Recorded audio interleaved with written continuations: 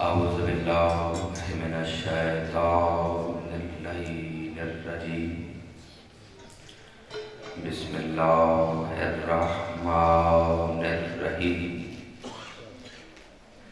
الحمدللہ العلی عن شبہ المخلوقین غالب لمقال الواصفین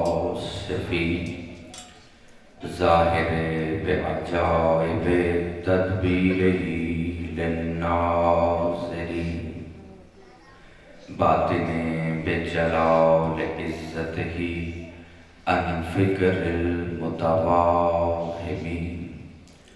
الصلاة والسلام علی ارسلہ فی الضیاء واختارہ من شجرة الانبیاء ومشکاة الضیاء امین وحیہ وختم رسلہ وبشیر رحمتہ ونذیر نعمتہ مولانا وحول الثقلین جد الحسن والحسین ابی القاسم محمد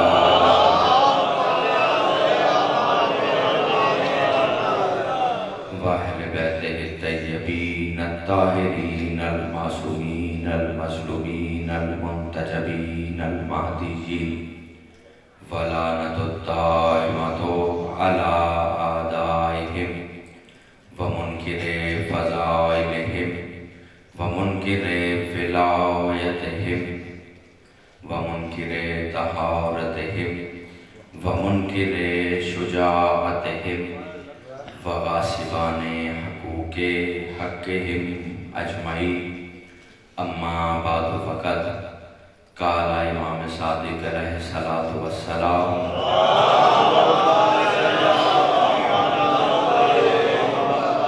من زار قبر الحسین فی کربلا فقد زار اللہ فی عرشہ مل کے درود ہدیہ فرما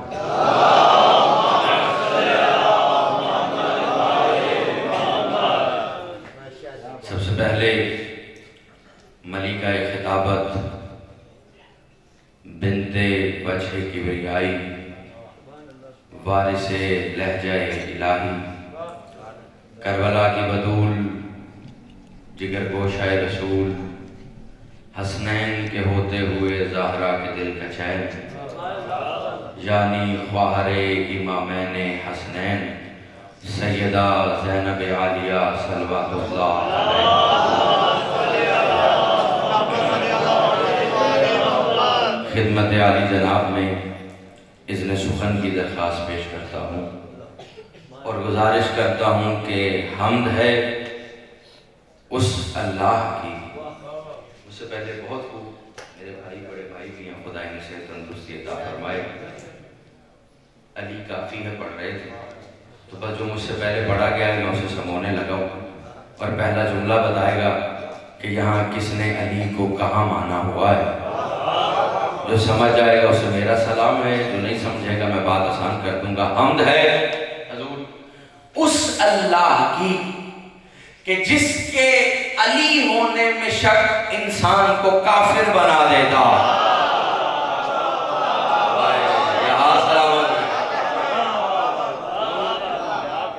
لیکن کچھ بڑے حیرت دیکھنے میں بات آسان کر دوں اس کے علی ہونے میں شک انسان کو کافر ممکن ہے کوئی دلیل کا متلاشی اور منتظر ہو کہ یہ کیسی بات کر دی کہ اگر اس کو ہم علی نہ مانیں تو کافر کیسے ہو جائیں گے جو اس کو علی نہ مانے وہ کافر ایسے ہو جائے گا کہ اس نے قرآن میں خود کو جب بھی کہا اللہ العظیم نہیں علی العظیم کہا ہے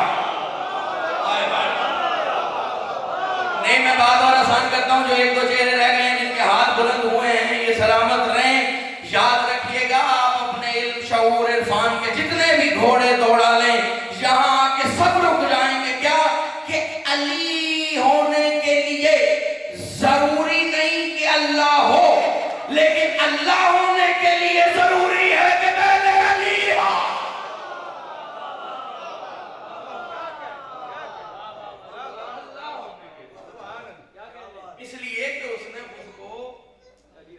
علی، اور یہ الگ بات ہے کہ وہ جلی ایسا علی ہے کہ وہ جب بھی ظاہر ہوتا ہے ابو طالب کے لال سے ظاہر ہوتا ہے۔ نہیں ابھی بھی لگتا ہے کچھ لوگ پیچھے رہ گئے ہیں، میں بات آسان کرتا ہوں۔ وہ جب بھی ظاہر ہوتا ہے علی ابن ابی طالب سے ظاہر ہوتا ہے۔ اس سے بڑی دلیل رجب کے مہینے میں کہاں سے لاؤں کہ جب 16 رجب کو مخلوق خدا کے گھر پہ دستک دے رہی تھی تو اس جلی نے علی کی علی اماں سے کہا کہ آج 16 رجب کو دروازے سے باہر نکل کر قیامت تک کے لیے ہر منکر اور منافق کو جواب دے دو کہ جب جب جلی کے گھر پہ دستک دی جاتی ہے اندر سے جلی نہیں علی نکلتا۔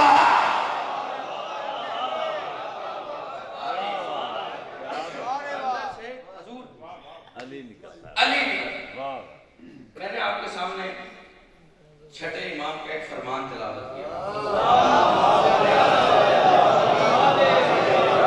ہم آدھا ہے نا کہ گفتگو وقت بے شک زیادہ ہو گیا، لیکن آپ گھروں سے آئے اور میں بڑی دور سے آیا ہوں، تو میں نے دیکھنا ہے کہ آپ تھکا ہوا سنتے ہیں یا میری تھکاوٹ اتارنے والا سنتے ہیں۔ کوشش کروں گا آپ کے دلوں تک قریب ہو سکوں اور بات آسان کر کے پہنچا سکوں۔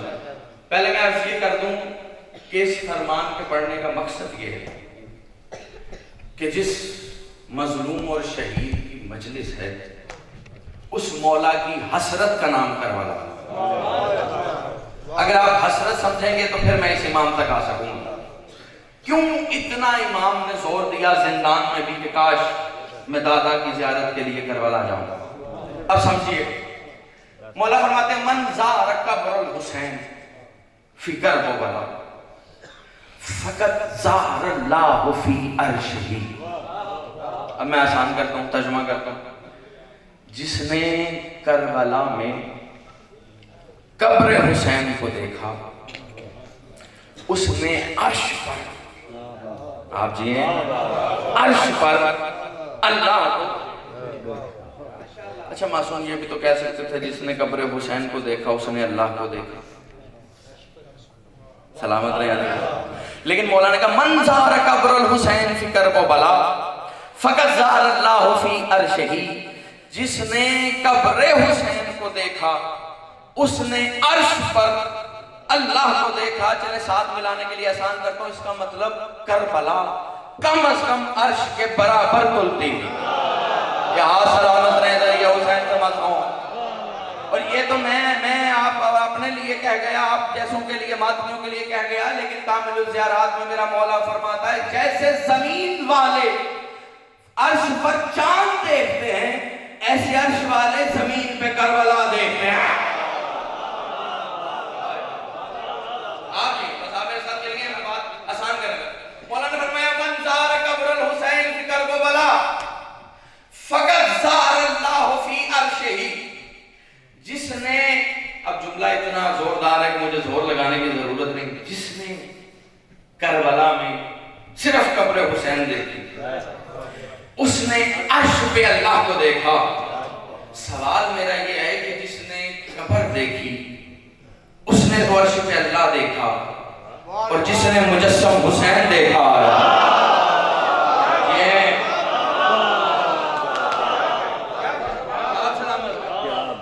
یہی تو وجہ ہے کہ حسین نے چراغ بجھا کے کہا جاؤ، ابھی پڑھا نا انہوں نے، لیکن انہوں نے کیا کہا مولا اگر 1000 دفعہ بھی زندگی ملے، اللہ جانے انہوں نے کیا دیکھ لیا، اگر دیکھنے پہ آئیں تو وہ بات ایک الگ ہے۔ من زار قبر الحسین فی کربلا فقط زار اللہ فی عرشہ، جس نے کربلا میں تربت حسین کو، اس نے عرش پر اللہ کو دیکھا۔ عرش پر اللہ کو دیکھنا شریعت میں معراج کہلاتا ہے، ہے کہ نہیں؟ اچھا جو خاموش ہیں ان سے میں سوال کرتا ہوں، مصطفیٰ کو معراج کہاں ہوئی؟ عرش پہ ہوئی نا، کہیں فرش پہ تو نہیں ہوئی بھئی، وہ تو من حبل الورید ہے، مسلمانوں کا عقیدہ ایمان تو وہ یہاں مل لیتا ہے۔ اس نے عرش پر بلایا۔ اب یہ الگ بات ہے کہ جب ہاتھ نظر آیا، جاگنا جہاں سے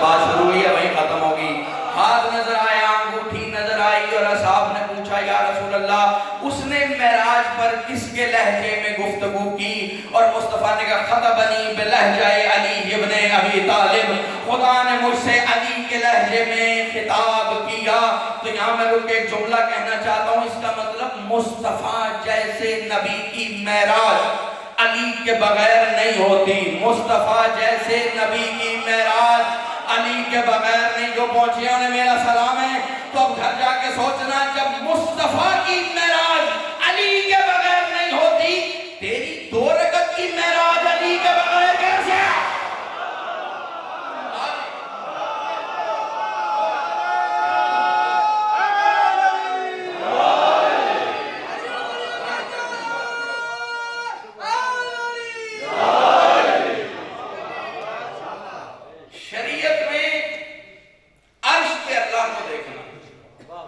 معراج کلا 1.25 لاکھ نبیوں میں واحد ہیں زہرا کے بابا حسنین کے نانا کہ جنہیں معراج ہوئی ہے۔ میں جملہ کہنے لگا ہوں اور چہرے بتائیں گے کہ جملہ کتنے اندر تک پہنچا ہے۔ اس کا مطلب 1.25 لاکھ نبیوں میں واحد ہے محمد مصطفیٰ جنہیں عرش پر معراج ہوئی۔ اس کا مطلب 61 ہجری سے پہلے تک معراج پہ جانے کے لیے کم از کم محمد ہونا ضروری تھا۔ حسین نے معراج کو اتنا سستا کر دیا کہ میرا ماتمی کربلا ہے، حسین معراج میں لے کے جائے گا۔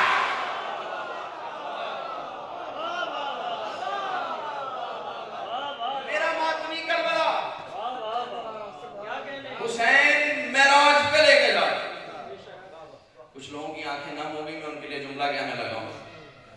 حسین کریم ابن کریم، حسین جانتے تھے کچھ ایسے ہوں گے جو بائی ایئر آ سکتے ہوں، کچھ ایسے ہوں گے جو بائی روڈ آ سکتے ہوں، لیکن کچھ ایسے بھی ہوں گے کہ جن کے وسائل نہ بائی ایئر کے ہو سکیں گے نہ بائی روڈ کے ہو سکیں گے، وہ معراج کے بغیر کیسے رہ جائیں۔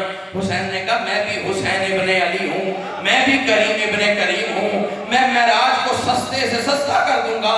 میں نے کہا مولا کیسے؟ کہ جس کے پاس وسائل ہیں وہ کربلا آ کر معراج کرے، اور جو کربلا نہیں آ سکتا وہ مصلی بچھائے، حسین خاک کربلا تیرے مصلی میں بھیجے گا۔ یہاں سلامت کون بلا؟ حسین خاک کربلا تیرے مصلی میں بھیجے گا۔ اب یہ جو مصطفیٰ نے کہا الصلاۃ معراج المومن، نماز مومن کی معراج ہے، تو سب کی نہیں، اسی کی ہے جس کے مصلی پہ خاک کربلا آ گئی ہے۔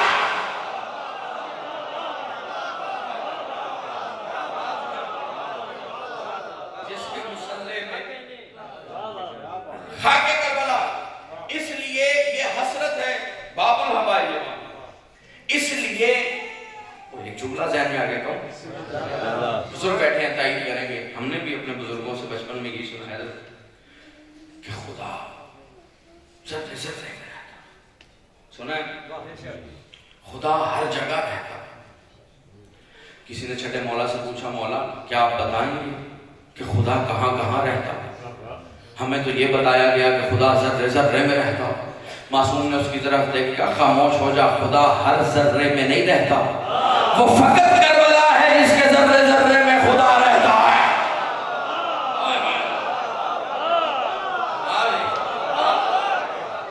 وہ فقط کربلا ہے، کیوں؟ اس لیے کہ کربلا میں سار اللہ بہا۔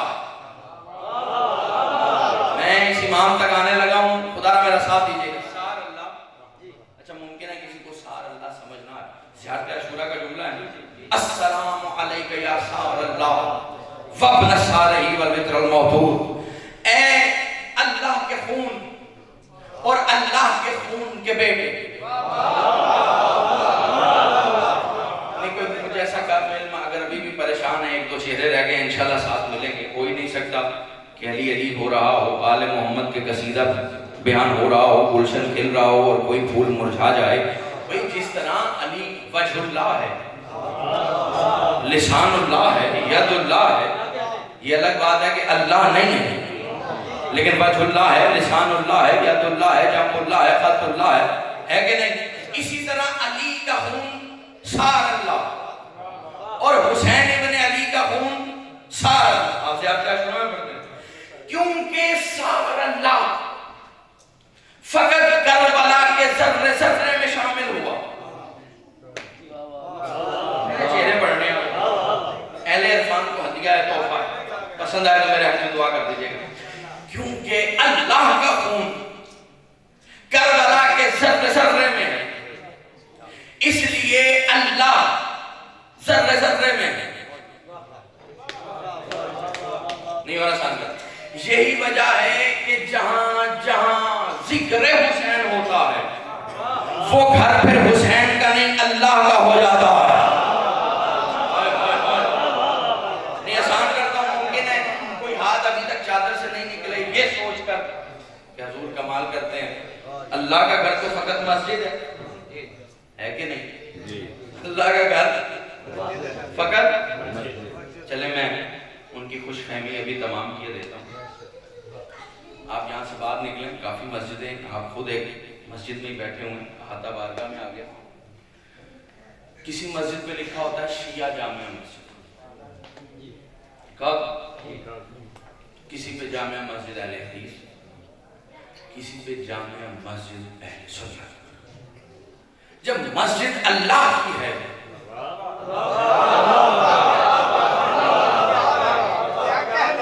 تو پھر تفریق کیوں؟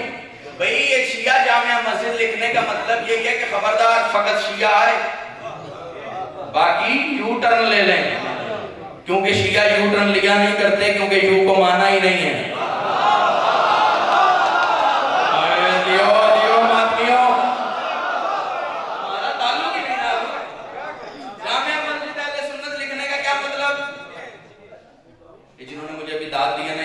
آپ جملہ کہوں گا اور خدائی قسم یہ رات کو بستر میں بھی لیٹیں گے، یاد کریں گے تو دعا دیں گے.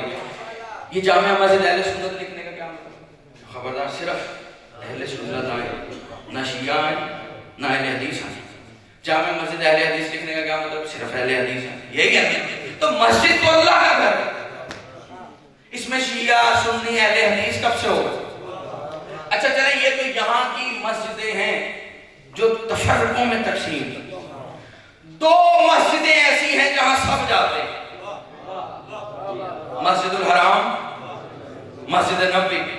لیکن میں کیا کروں، وہاں بھی ایک نیلے رنگ کا بورڈ لگا ہوا ہے، خبردار صرف مسلمان آئے. سلامت رہو. صرف جو حج کر کے آیا یا عمرہ کر کے آیا میرا ساتھ ہے، صرف مسلمان آئے، باقی رستہ بدل لیں. تو میرا سوال یہ ہے کہ اللہ صرف مسلمانوں کا ہے؟ بھئی اللہ جیسا موسیٰ کا ہے ویسا ہی فرعون کا بھی ہے. جیسے ابراہیم کو رزق دیتا رہا ہے ویسے ہی نمرود کو بھی دیتا رہا ہے. تو اب اس کا گھر وہ ہوگا جہاں سنی بھی آ سکے، شیعہ بھی آ سکے، وہابی بھی آ سکے، عیسائی بھی آ سکے، یہودی بھی آ سکے. اب میں کیا کروں، وہ واحد گھر ہے حسین کا گھر جہاں مذہب نہیں، بس یہ شرط ہے کہ ضمیر زندہ ہونا چاہیے.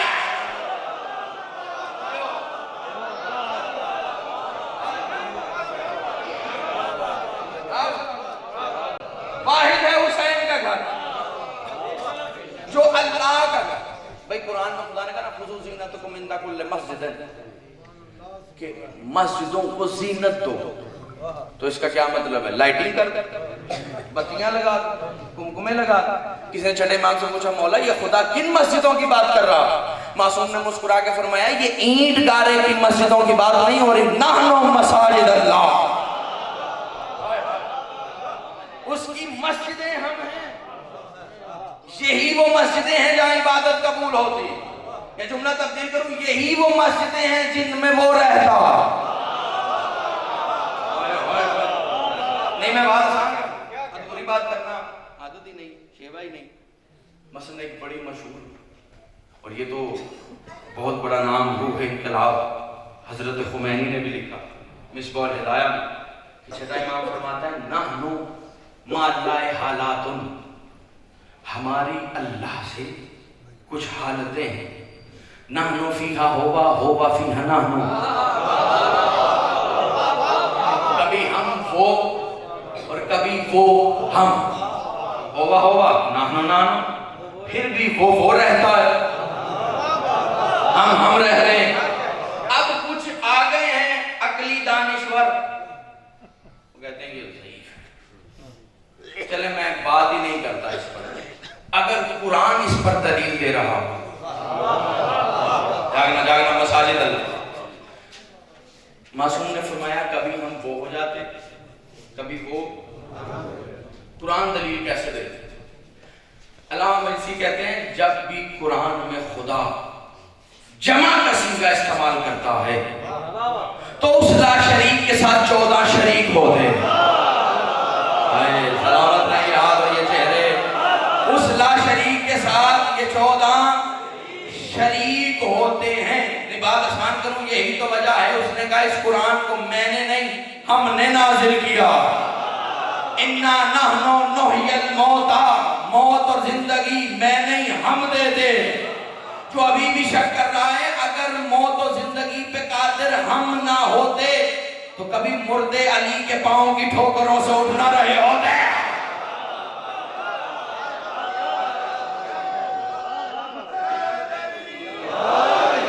اب یہ تو وہ موقع ہے جب یہ وہ ہوتے. وہ یہ کب ہوتا؟ وہ یہ کب ہوتا ہے؟ بس ایک دلیل ہے، کیونکہ اگر اس طرح بات کی تو پھر بات کہیں سے کہیں نکل جائے گی. بڑی مشہور جنگ ہے اور اس جنگ پر پورا سورہ نازل ہوا اور واحد جنگ ہے جو علی سے شروع ہوئی اور علی پہ ختم ہو گئی. جنگ کا نام ہے جنگ احزاب. جب ابن عبدود نے للکارا اور علی نے اس کے سر کو تن سے جدا کیا. جاگنا جب وہ یہ ہوتا ہے، جب وہ یہ ہوتا ہے تو قرآن میں کیسے خطاب کرتا ہے؟ جب علی نے سر تن سے جدا کیا تو وہ جو پشتینی بزدل بیٹھے ہوئے تھے ان کے بھی سینے چوڑے ہونا شروع ہوئے. انہوں نے مصطفیٰ کے قریب آ کے کہا یا رسول اللہ ذرا علی کی چال تو دیکھیے. آج علی تکبر میں چل رہا ہے. تکبر تو صرف اللہ کو زیب دیتا ہے، تکبر تو صرف اللہ کو زیب دیتا ہے. ابھی مصطفیٰ کے لبوں میں جنبش آئی نہ تھی کہ خدا نے جبرائیل سے کہا جلدی جا اور میرے حبیب سے کہا ان سب کو بتا دے کفا اللہ المومنین القتال. آج علی نہیں، جنگ تو اللہ لڑ رہا تھا.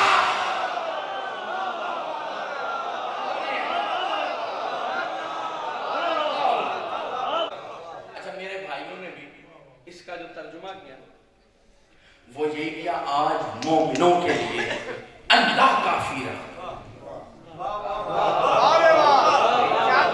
نہیں، ترجمہ انہوں نے کیا ہے کہ جن کے بڑوں نے کہا تھا بس قرآن کافی ہے. تو نحن مساجد، آپ سمجھئے گا جب وہ یہ ہوتے ہیں، جب یہ وہ ہوتے، یہ ان کے معاملات یہ ہمارے بشری تقاضوں میں اور عقل میں نہیں آ سکتے. اگر آ سکتے ہوتے تو ہم نطفے کی پیداوار نہ ہوتے. ہمارا کام ہے صرف انہیں مان. اب کربلا کا وہ احاطہ واحد ہے کہ جس کے ذرے ذرے میں کیونکہ سارا اللہ میں ماتمیوں کو ہدیہ کرنے لگا ہوں اللہ جس کا میں نے وعدہ کیا تھا، اس لیے ذرے ذرے میں اللہ رہتا. ذرے ذرے میں اللہ رہتا. ایک بہت بڑی ہستی ہے جسے حضرت شیطان کہتے ہیں، ہے کہ نہیں؟ دیکھیں میں نے وہ والا حضرت نہیں کہا. وہ بچہ اگر زیادہ شرارت کرتا ہو نا تو اکثر گھر والے کہتے ہیں یہ بڑا حضرت ہے. وہ والا حضرت کہا، کوئی کسی اور طرف نہیں لگا. شیطان کا قصور کیا تھا؟ شیطان کا قصور یہ تھا کہ وہ حضرت آدم کے مخالف ہو گیا. ایسے اب میں جملہ پڑھاؤں گا، جو سمجھے گا اسے میرا سلام ہے اور لطف تبدیل ہو جائے گا خدا کی قسم. کیونکہ شیطان حضرت آدم کے خلاف کھڑا ہوا اس لیے قیامت تک کے لیے لعنتی ہو گیا. شیطان آدم کے خلاف نہیں، مصطفیٰ کے پسینے کے قطرے کے خلاف تھا. شیطان تھا مصطفیٰ کے، مسئلہ آدم کا نہیں تھا، مسئلہ تھا مصطفیٰ کے پسینے کے اس ایک قطرے کا جس کے خلاف شیطان آ گیا تھا. اب گھر جا کے سوچنا جو پسینے کے بس ایک قطرے کے خلاف آئے جب وہ قیامت تک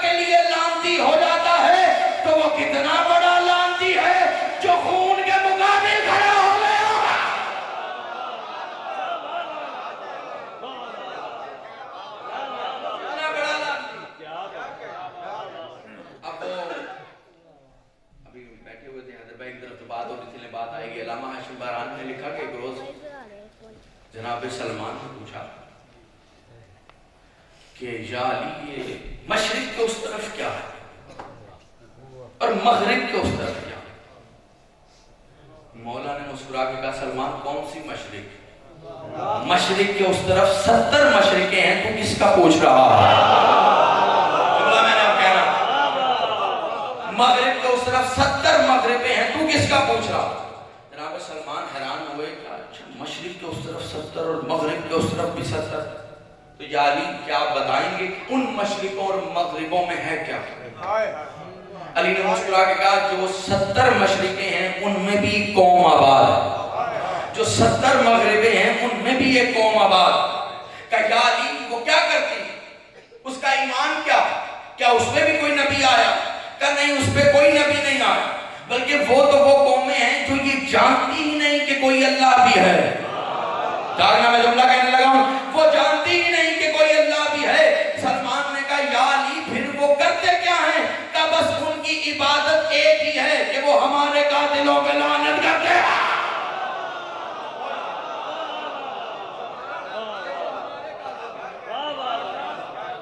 ہمارے قاتلوں پہ۔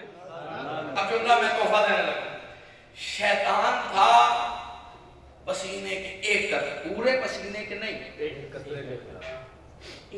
قطرے کے خلاف خدا نے کہا قیامت تک کے لیے لعنت دی۔ بات پہنچ گئی۔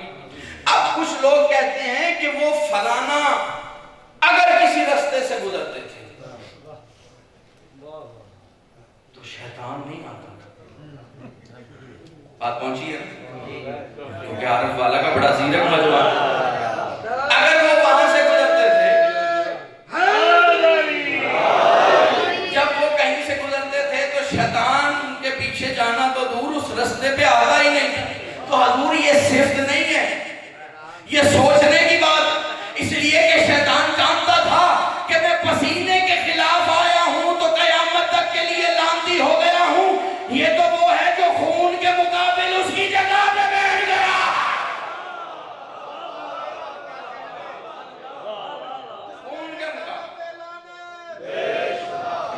خون کے مقابل آل محمد کے ہر فرد کی رگوں میں سار اللہ۔ بات پہنچ رہی ہے؟ اب آل محمد کو قتل کرنے کے لیے قاتل کا ورد الزنا ہونا ضروری ہے۔ اگر آپ یہ بات سمجھ گئے ہیں نا، جو سمجھ گئے وہ سمجھیں گے کہ میں نے پہلے سے لے کر کہاں تک بات پہنچائی۔ بہت سے ایسے قاتل ہیں جو پس پشت ہے کہ نہیں، مشایات بایات پڑھتے ہیں نا، جاتے عاشورہ۔ اچھا اس کی میں دلیل دے دیتا ہوں۔ 7ویں امام زندان میں تھے،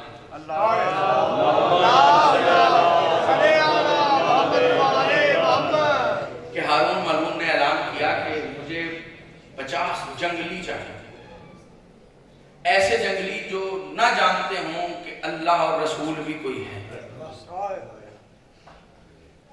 وزیر نے 50 جنگلی کیا کر دی۔ اس نے پہلا سوال کیا اللہ کو جانتے ہو؟ ہم تو سنی تو اس سے رہے ہیں، جاگیے گا۔ وہ جو 70 مشرقیں اور مغربیں ان پہ بھی یہ واقعہ دلالت کرتا کہ اچھا کسی رسول کو جانتے ہو؟ کہ رسول ہوتا کیا ہے تو پتہ ہی نہیں۔ اس نے کہا اچھا ایسے نہیں، ان کا امتحان ہو، کہا اندر جاؤ اور میرے دشمن کی تصویر ہے اسے ختم کر دو۔ وہ ایک کمرے میں گئے، وہاں تو کچھ تصویریں تھیں، انہوں نے سب کو چاٹ چاٹ کر دیا۔ انہوں نے کہا بس ٹھیک۔ اس نے اپنے وزیر سے کہا انہیں شراب پلا، انہیں دوا کی شراب پلائی گئی۔ شراب پلانے کے بعد حاکم نے انہیں کہا میں تمہیں مالا مال کر دوں گا، بس کام یہ کرو کہ وہ سامنے ایک زندان ہے اور ان میں ایک بیمار ہے، اس کو قتل کرنا۔ 50 کے 50 وہ جنگلی زندان میں گئے، سپاہی نے باہر سے زندان کا دروازہ بند کر دیا۔ جب کچھ دیر گزر گئی تو اس کے بعد ہارون نے کہا ذرا دروازہ کھولو، جس کام کے لیے بھیجا تھا وہ ہو گیا ہوگا۔ اب جو دروازہ کھلا تو نگاہیں حیرت سے پھٹی کی پھٹی رہ گئیں کہ وہ 50 کے 50 سجدے میں تھے اور میرے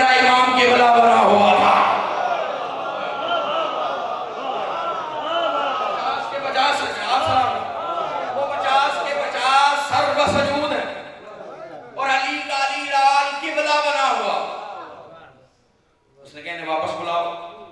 جملہ حضور میں نے اب کہنا اور چہرے بتائیں گے کہاں تک پہنچا ہے. انہیں واپس بلایا گیا. کہا نہ تو تم اللہ کو جانتے تھے نہ رسول کو جانتے تھے, ہم نے تمہیں شراب بھی پلائی, یہ تم نے کیا کیا؟ کہ تو نہیں جانتا جس کے پاس تم نے بھیجا ہے یہی تو وہ ہے جو تاثیر بدل دیتا ہے. سلامت رہے حاجیو, یہی تو وہ ہے, یہ اس کا بیٹا ہے کہ جس کے علاقے میں شراب سرکے میں تبدیل ہو جاتی ہے, یہی تو وہ ہے جو تاثیر بدل دیتا ہے. اور سن, نہ ہم اللہ کو جانتے ہیں نہ کسی رسول کو جانتے ہیں, لیکن ہم اسے ضرور جانتے ہیں. کہ کیسے جانتے ہو؟ کہ یہی تو وہ ہے جو ہر مہینے ہمارے گھر رزق تقسیم کرتا ہے. سننا بھی میں نے کہنا یہی تو وہ ہے کہ جب بارش نہیں برس رہی ہوتی ہم اس سے درخواست کرتے ہیں تو بارش برساتا ہے. ہمارے لیے تو اللہ بھی یہی ہے, رسول بھی یہی ہے, اور جو ہو سکتا ہے سب کا سب یہی ہے. اب سب نے لکھا کہ انہوں نے, ان 50 جنگلیوں نے امام کو قتل اس لیے نہیں کیا کہ ان میں سے کوئی بھی ولد الزنا نہیں تھا. اس کا مطلب جہاں بھی جس کے بھی شجرے میں خباثت ہوتی ہے وہ کہیں نہ کہیں تھوڑا بہت قاتل ضرور ہو رہا ہوتا ہے. اب علی ولی اللہ کا انکار ذرا سوچ سمجھ کے کرنا. جہاں جہاں سے علی ہٹاتے جاؤ گے وہی وہی قاتل ہوتے جاؤ گے.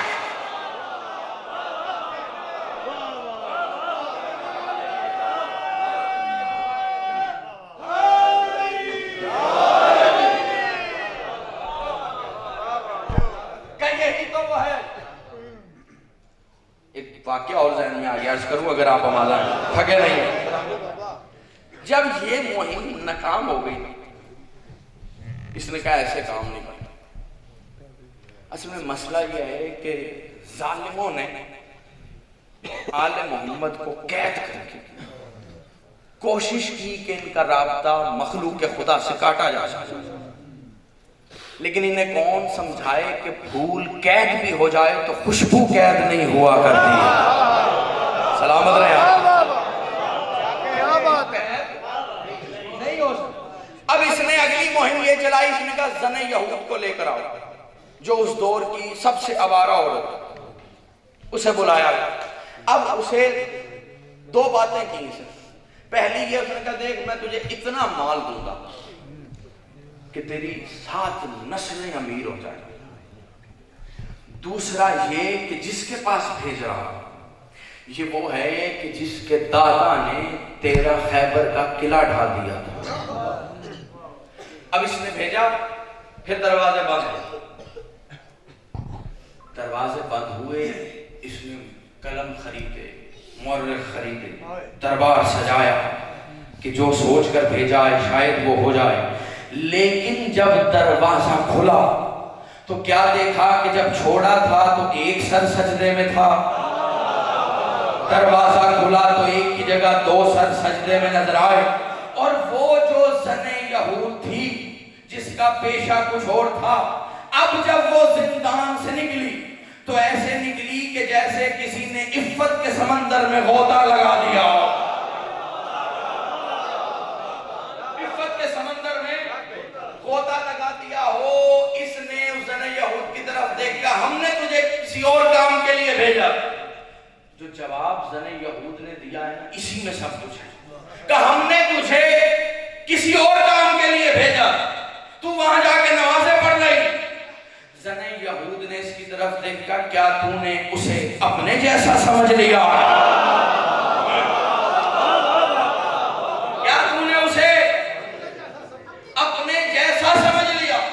سن, جس کی طرف تو نے بھیجا تھا وہ تو وہ ہے کہ سر سجدے میں رکھتا ہے تو اس وقت اٹھاتا ہے جب ظہر کا اول وقت آ جاتا ہے, اور ظہر کے وقت جب سر سجدے میں رکھتا ہے تو سر تب اٹھاتا ہے جب عصر کا اول وقت آ جاتا ہے. اس کا سر کبھی بھی سجدے سے نہیں ہٹتا, اور وہ میرے عشق میں کیا گرفتار ہوتا. میں دیکھ رہی تھی جب وہ سر سجدے میں رکھتا تھا حوروں کے قافلے اترتے تھے جو اس کے پیچھے سر سجدے میں رکھتے تھے. اے ظالم حکمران, یاد رکھ, مجھے تو آج پتا چلا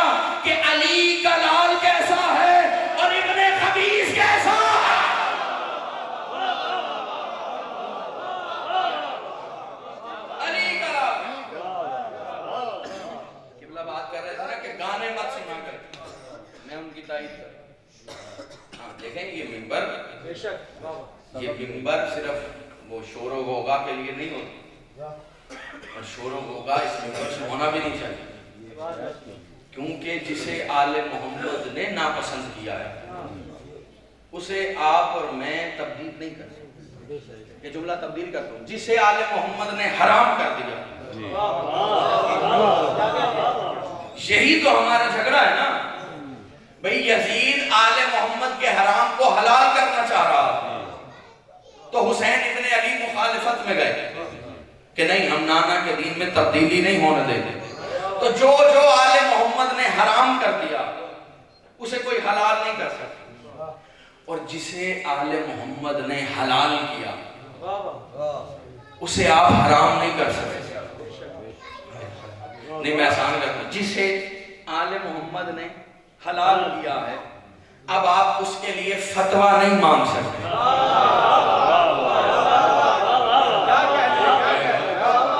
چلے آسان کرتا ہوں، آل محمد نے کہا اللہ ہے،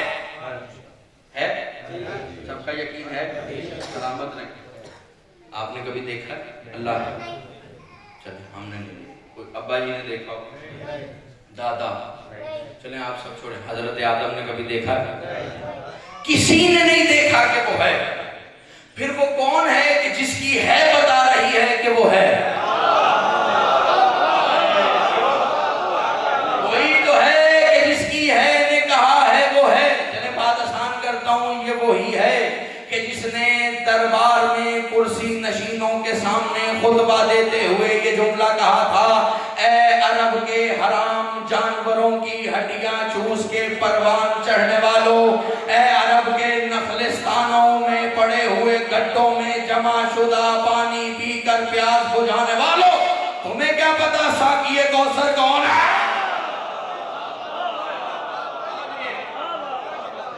اس بیوی نے کہا کہ میں وہ ہوں کہ اگر میں کہوں وہ ہے،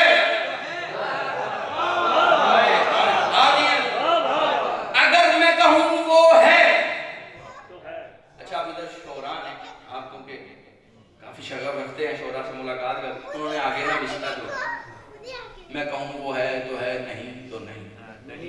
ہاں، یہ نہیں یہ کہہ ہی نہیں سکتے، اس لیے کہ اگر یہ نہیں کہیں گے تو ان کی نہیں ان کے لیے نفی بن جائے، کیونکہ آل محمد اس کا پرتو ہے۔ اگر وہ نہیں تو یہ نہیں، وہ ہے تو یہ ہے، بات ہو رہی ہے نا۔ اس بیوی نے کہا وہ ہے تو وہ ہے۔ میں نے عرض کیا کہ جسے یہ حلال کرے اس پہ فتویٰ نہیں مانگا جاتا۔ میں دلیل بھی اس بیوی کی ہے پہ ہی ثابت کرنے لگا ہوں۔ اس کے بعد بیوی نے خطبہ دیتے ہوئے کہا، میں جانتی ہوں میرے علی کی ولایت تمہارے گلوں میں ہڈی کی طرح پھنسی ہوئی ہے، جو نہ نگلی جا رہی ہے نہ اگلی جا رہی ہے، اس لیے کہ تم جانتے ہو اگر نگل لی تو مسند چھوڑنی پڑ جائے گی، اگر اگل دی تو سارے منافق کہنے لگ جائیں گے۔ حضور یہ خطبہ صرف اسی دربار کے لیے نہیں تھا، یہ ہر اس کے لیے تھا جو علی کے لیے فتوے تلاش کر رہا ہے۔ بی بی نے قیامت تک کے لیے اعلان کر دیا، یاد رکھو علی کی ولایت کبھی کبھی گلے کی ہڈی بن جاتی ہے اور دنیا فتویٰ مانگنے کی کوشش کرتی ہے، اس لیے کہ جانتی ہے اگر نکل لی تو علی ولی اللہ پڑھنا پڑ جائے گا، اگر اگل دی تو مومن کافر کہنے لگ جائے گا۔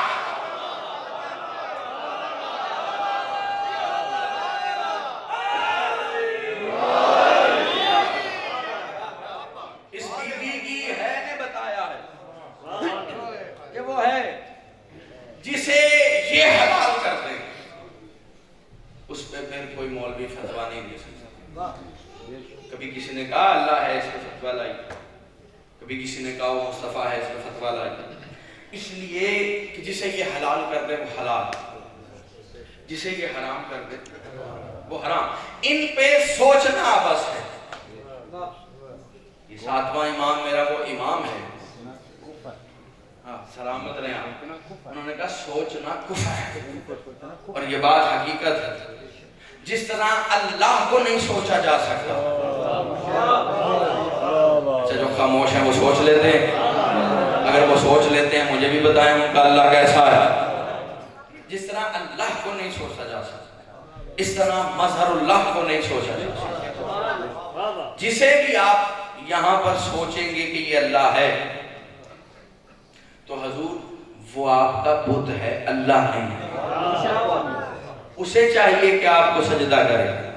اور اسے یقین نہیں تو بڑے بڑے مولویوں سے جا کے پوچھیں کہ جو آپ فجر میں اللہ سوچتے ہیں کیا ظہر میں وہی ہوتا ہے یا تبدیل ہو جاتا ہے؟ اللہ سوچا نہیں جاتا.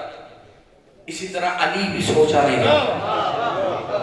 جیسے اللہ بس مانا جاتا اسی طرح علی بھی بس مانا جاتا. اب یہ اپنے اپنے شجرے کی طہارت کی بات ہے کہ جس کی ماں جتنی امین ہے. نہیں میں جملہ تبدیل کرتا ہوں. یہی تو وجہ ہے مصطفیٰ نے علی کی طرف دیکھا تھا، یا علی ولایتوں کا خزانت اللہ مخزون تحت العرش. یا علی تیری ولایت اللہ کا وہ خزانہ ہے جسے اس نے عرش کے نیچے مخزون کر کے رکھا ہوا ہے، چھپا کے رکھا ہوا ہے. ایک صحابی نے کہا جب یہ چھپا ہوا ہے تو پھر دکھائی کیسے دیتا ہے، ملتا کیسے ہے؟ مصطفیٰ نے کہا یہ اس کی مرضی ہے، وہ جسے چاہے جتنا عطا کر دے، جسے چاہے جتنا عطا کر دے، جسے چاہے جتنا عطا کر دے. تو آج کے بعد علی علی کرنے والے دیوانے مستانے کی طرف انگشت شہادت اٹھا کر اعتراض مت کیا کرو کہ یہ علی کا ملنگ ہر وقت علی علی کرتا رہتا ہے، بلکہ اپنے اوپر غور کیا کرو کہ اللہ نے اسے کتنا زیادہ دے دیا ہے، تجھے کتنا تھوڑا دیا ہوا ہے.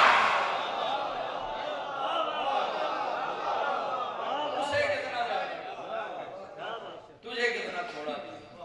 اس لیے کہ ولایت علی اتنی آسانی سے نہیں ملی. اس کے لیے آل محمد نے زندان دیکھے، اس کے لیے آل محمد نے قید خانے دیکھے. اگر اس کی لائٹس آف ہو جائیں گی توجہ میری طرف رکھیے گا. دو ہستیاں آل محمد کے گھرانے میں ایسی ہیں جو زندان میں رہے. قید خانوں میں تو سب رہے لیکن زندان میں فقط دو ہستیاں رہیں. پہلی کا نام ہے سکینہ.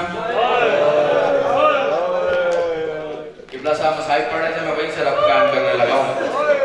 جن کی ہائے بلند ہوئی ہے بی بی رباب کوئی غم نہ دکھائے. اس لیے کہ تاریخ انسانیت میں سکینہ وہ مظلومہ ہے کہ جس کا مصائب کوئی آج تک پڑھ نہیں سکا. پہلی ہے سکینہ، دوسرا ہے میرا مولا موسی کاظم. لیکن اگر برداشت کر سکو دونوں کے زندانوں میں فرق ہے. جو چھوٹی تھی اس کا زندان اتنا تنگ تھا کہ وہ بیٹھ نہیں سکتی. جو بڑا تھا اس کا زندان اتنا تنگ تھا کہ وہ کھڑا نہیں ہو سکتا.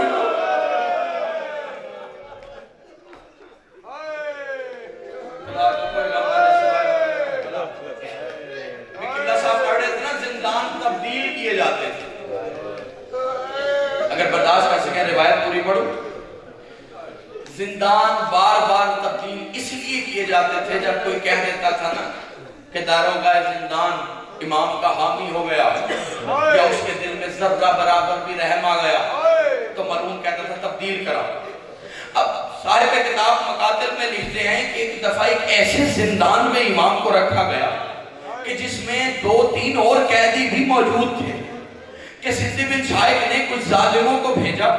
انہوں نے امام پہ آ کے ظلم کرنا شروع کیا. پہلے امام کے رخساروں پہ تماچے مارے. تماچوں کی شدت یہ تھی کہ رخسار پھٹ گئے، لہو نکلنا شروع ہوا. خدا کوئی غم نہ دے سوائے مظلوم کربلا. اس کے بعد انہوں نے اکتفا نہیں کیا، تازیانہ اٹھا کر امام کی ہتھیلی میں مارا. امام کی ہتھیلیاں پھٹ گئی. پھر امام کے پاؤں پہ مارا. امام کے پاؤں رنگین ہو گئے. جب وہ ظالم مار مار کے تھک گئے اور چلے گئے، کونے سے قیدی اٹھا، اس نے اپنا رومال گلے سے نکالا، امام کے زخمی رخساروں کو صاف کیا. صاف کر کے کہتا ہے قیدی تو کبھی زندان سے باہر بھی نہیں نکلا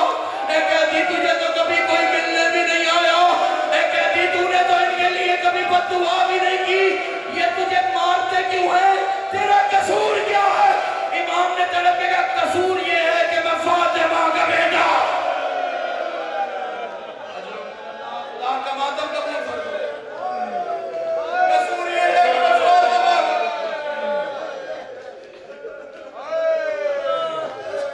ایک روایت میرے ذہن میں آ گئی ہے، سنتے جائیں. آپ اکثر ذاکرین علماء سے سنتے ہیں امام مصلی عبادت پہ تھے کہ ظالموں نے امامہ کھول کے گلے میں رسن کی طرح باندھا اور امام کو کھینچنا شروع کی. جو ابھی تک نہیں رویا نا، میں دیکھتا ہوں کہ اس کے سینے میں پتھر ہے کہ دل ہے، ہو ہی نہیں سکتا کہ آنکھوں میں آنسو نہ آئے.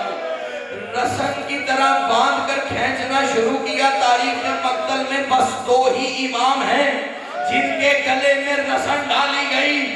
پہلے کا نام ہے علی، دوسرے کا نام ہے موسی کاظم ماتم کرنا.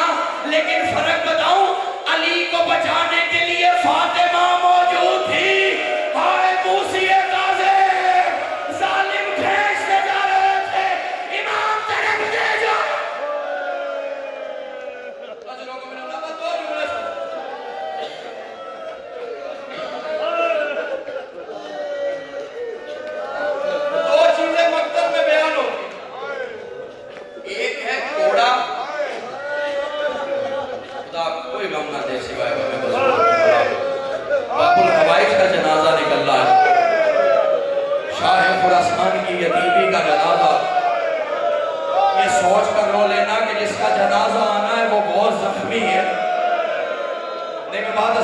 اتنا زخمی ہے، اتنا مارا ہے ظالموں نے اس امام کو کہ جب مار مار کے تھک گئے، مقتل کہتے ہیں قالین میں لپیٹ کر ایسے مڑوڑا جیسے گیلا کپڑا مڑوڑا جاتا ہے. ادھر مڑوڑنا شروع ہوئے، ادھر موسی کاظم نے تڑپ کر بقیہ کا رخ کیا.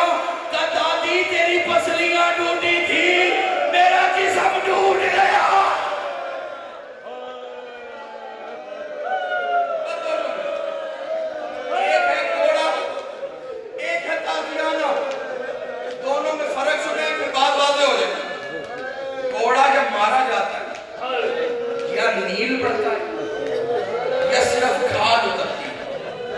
لیکن جب تازیانہ مارا جاتا ہے تو مقاتل کہتے ہیں نیل نہیں، کھال کے ساتھ گوشت بھی اترتا. ادھر علی کے گلے میں رسن آئی، ادھر مصطفیٰ کی زخمی بیٹی لہو میں درد محافظ ولایت بن کے کھڑی ہوئی. ایک ہاتھ سے بچوں کو پیچھے سنبھالا، دوسرے ہاتھ سے علی کا دامن پکڑا کہ میرے ہوتے ہوئے کوئی لے جا نہیں سکتا. مقتل کہتا ہے ایک ظالم کنفوز نے تازیانہ نکالا، قاتل زہرا نے تلوار کا دستہ نکالا. کنفوز نے ایک ہاتھ میں 13 تازیانے مارے، ظالم نے تلوار کا دستہ مارا. ایک ہاتھ کا گوشت ختم ہو گیا، دوسرے کی ہڈی ٹوٹ. میں جملہ کہوں، سیدہ کو 13 تازیانے لگے، لیکن میں قربان جاؤں مظلوم موسی کاظم امام پر، جسے سدلی بن شائق ایک رات میں 100 تازیانے مارا کرتا.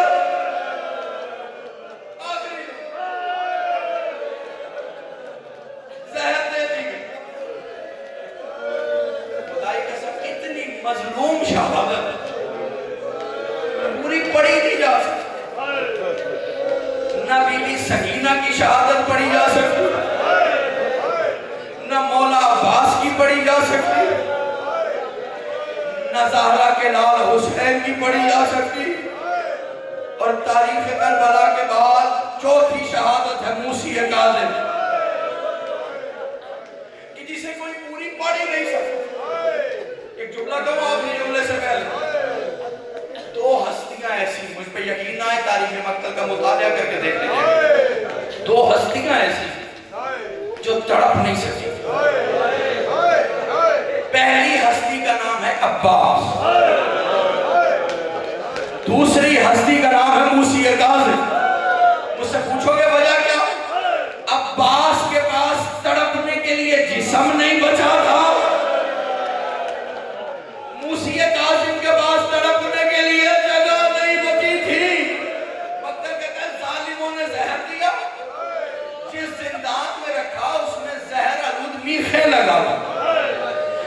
زہرا کے لال کو جب زہر مل گیا امام نے تڑپنا شروع کیا.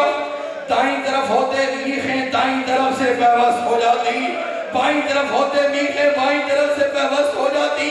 ادھر امام زخمی ہو چکے تھے, آخری وقت قریب تھا کہ سندھی بن شاہ قریب آیا. آخری جملہ ہے, سندھی بن شاہ قریب آیا, قریب آ کر کہتا ہے تحریر کیجئے کہ آپ قضائے الہی سے دنیا سے جا رہے ہیں, ہم نے آپ کو زہر نہیں دیا ہے.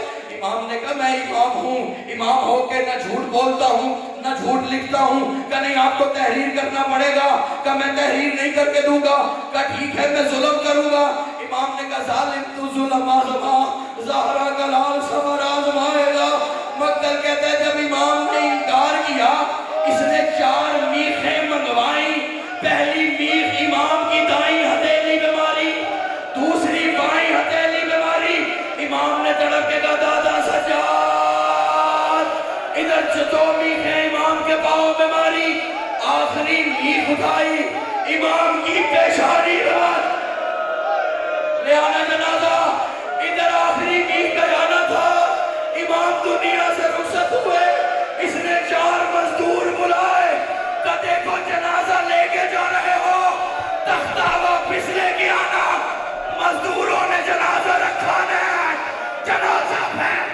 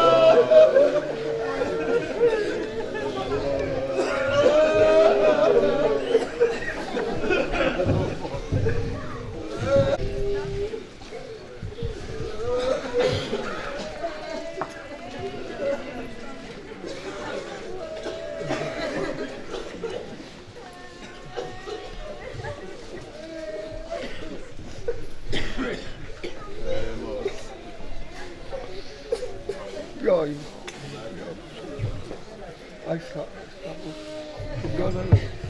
آپ منہ تھوڑا ادھر کر لیں, تھوڑا منہ ادھر کر لیں.